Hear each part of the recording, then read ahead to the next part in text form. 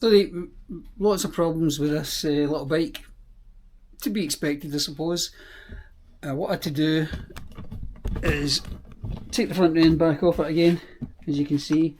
So I'd made good progress, so we're back to here, and the reason for it was I was getting a tremendous clicking sound through the front shocks when I applied the brake.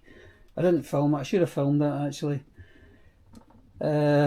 We don't know exactly what the problem is, but there was stuff in here that wasn't lining up properly, and I've changed these shock absorbers. The shock absorbers that were on it were aftermarket ones, and they were just too long. These are still aftermarket, but they're higher quality ones, and they fit better, so they don't jack the front end up as much. So I've loosely fitted it up. And one of the other problems we discovered was that the spacer that Bob had made is about 3mm too short. Not his fault, because we had to guess what we were doing here when we were making up this front end, because we had to bush these openings as well. So we've measured it measured it with a laser, lined it up. We can get the wheel dead central. And if we add the 3mm onto that spacer, so I'm going to put the front end back on today. We'll get the spacer made and hope for the best, hope that it's okay.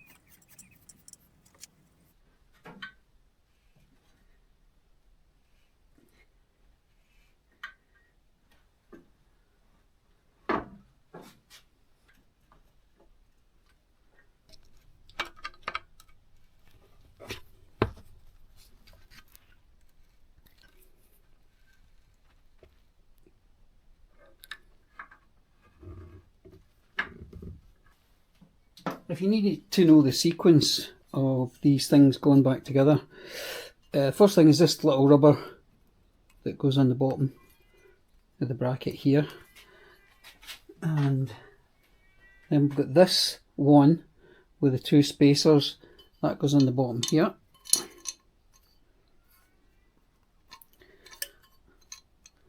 Something like that. Then we've got one that goes underneath, which is this one. Connects to the bottom.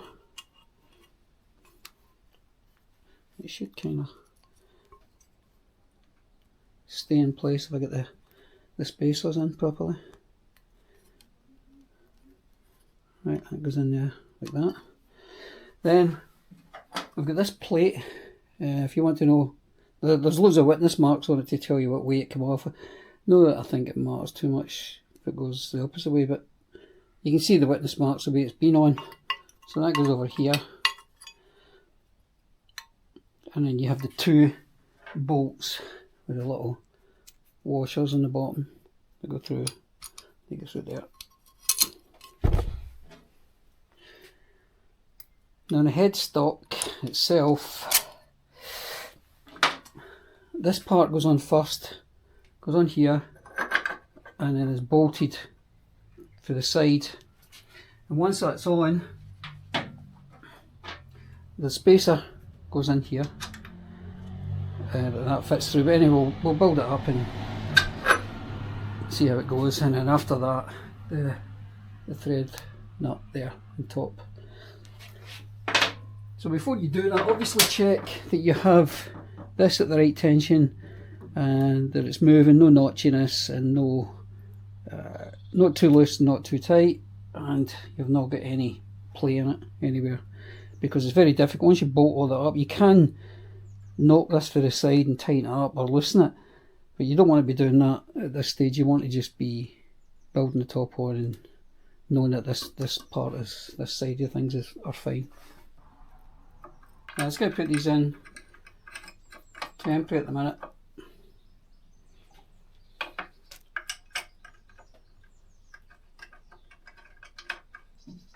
Then this whole assembly should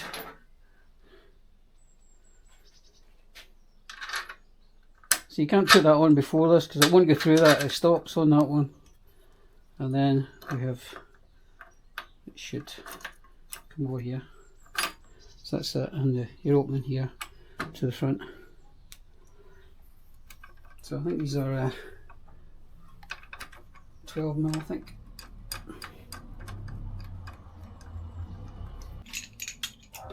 They're actually a 14, these ones. Okay, so that's that part. Then the threaded nut that holds it together. So that's the nut in place. You can see the two nuts down there, so I'll give them an extra tighten up. This one here, because I don't have the tool, I'm just going to use a drift here, so something with a square edge. It doesn't cause any damage, doesn't need much, and I'll get it in there, give it a little chap, just tighten it down a bit. But as long as this thing is still turning and this is isolated with the rubbers and it feels pretty solid, it feels, you'll know yourself, it feels right. So I'm going to give that a little chap and then we can take it there.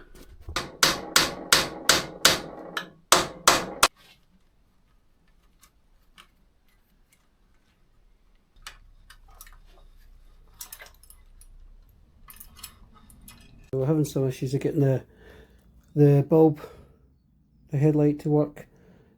I can get the pilot light working, indicators, brake lights, every electrical component on the bike is working properly apart from this.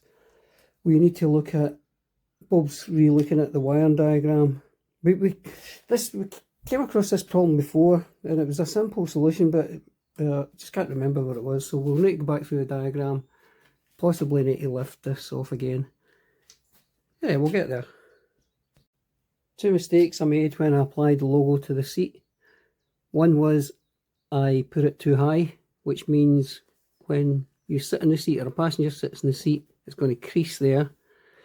The other mistake I made was not using a vinyl paint. It was just an ordinary paint. So that's not going to work.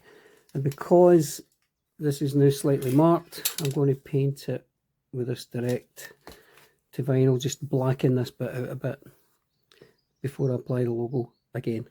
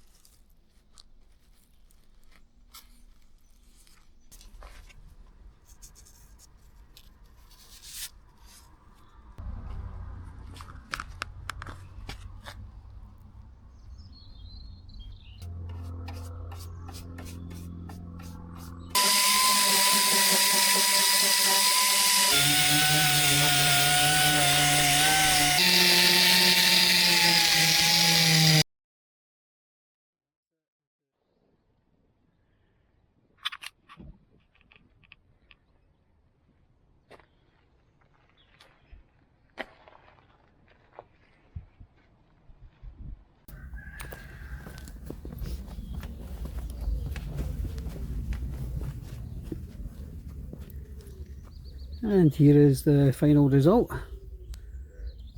And to my eye, I think she looks pretty good. I'm very pleased with how she has turned out, considering the state she was in when I first got her. Now, she's not perfect, there's still a few things to go, a little finishing touches to be done. I have got the correct stickers for up here, however I've misplaced them, along with the helmet holder, so they'll probably be together somewhere. The seat I think is okay, I think it's turned out well. Again, it's not going to be absolutely perfect, but that wasn't the idea anyway. The idea was to make her look as original as possible, as original as I could get her, and make her usable for the roads. She's not going to be a show pony. I'm going to use her. Leg shields I think have turned out pretty well as well. Quite a lot of work to get them to that stage. So yeah, let me know in the comments what you think. Was it worth the effort?